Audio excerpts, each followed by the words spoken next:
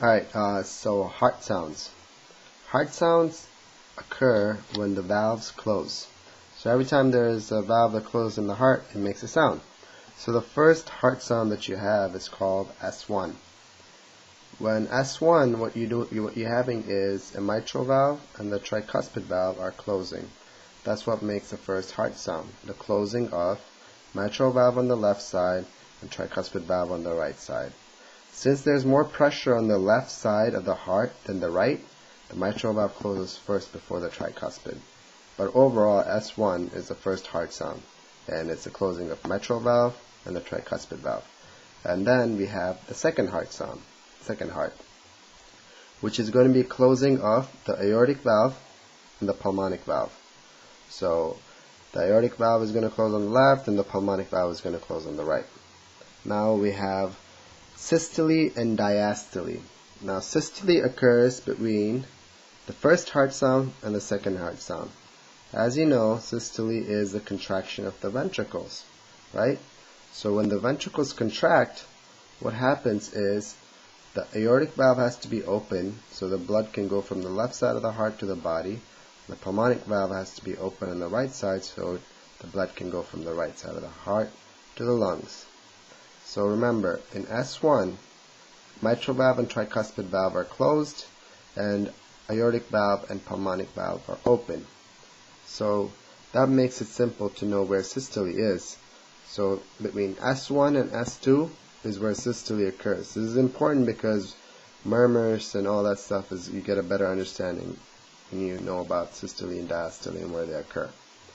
And between S2 and S1 is where diastole occurs.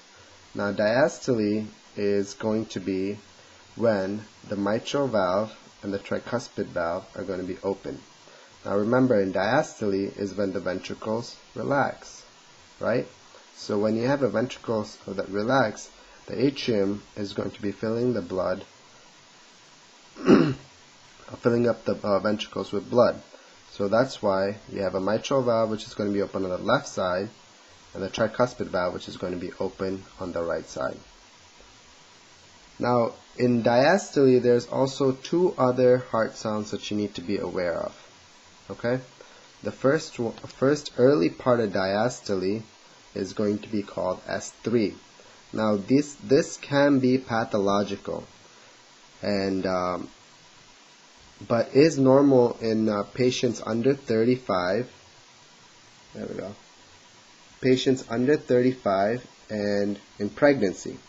Now what happens in S3 is there's a volume overload. So S3 is when there's too much volume in the whole body. So like congestive heart failure that you can hear in S3 with congestive heart failure. Now this part happens in the early part of diastole. So what happens is there's already blood in the ventricles. So in S3, what happens is, like the atrium is going to be contracting, and there's already going to be blood in the ventricles, so that when the blood goes from the atrium to the ventricles, it makes that sound. So that's why there is the S3. So S3, always remember, is volume overload, and then it's because things like congestive heart failure, pregnancy, and normal with under the age of 35. And then the later part of diastole, you have an S4. S4 is more of a compliance issue. You have what happens is the heart is not really able to expand. It's not elastic. Compliance is basically it's not able to. It becomes very stiff. That's what happens. That's basically what it means. So when you have an S4 and you have a compliance issue, it's easier to understand because the heart cannot really expand too well, right? So what happens is, like, the atrium is contracting, and it's filling up this heart, filling up the ventricles, and the ventricles are so lost their compliance, and it's really hard to expand them. That's why at the end there's that little sound that happens. That's why there's that S4. So S4 happens in the late part of diastole, and it's issues with compliance. Now when you have you have Hypertrophy is when you have basically an S4, and the concentric hypertrophy occurs in what, like in hypertension. So that's why you have an S4. So overall, the heart sounds, it looks kind of like this. You can have like S1, which is the first heart sound, which is the closing of mitral and tricuspid, and S2 is going to be the closing of aortic and pulmonic, and then between S1 and S2 you have a systolic, and then between S2 and S1 you have a diastolic, and in early part of the diastole you have S3, which is basically volume overload, and S4, which is a compliance issue.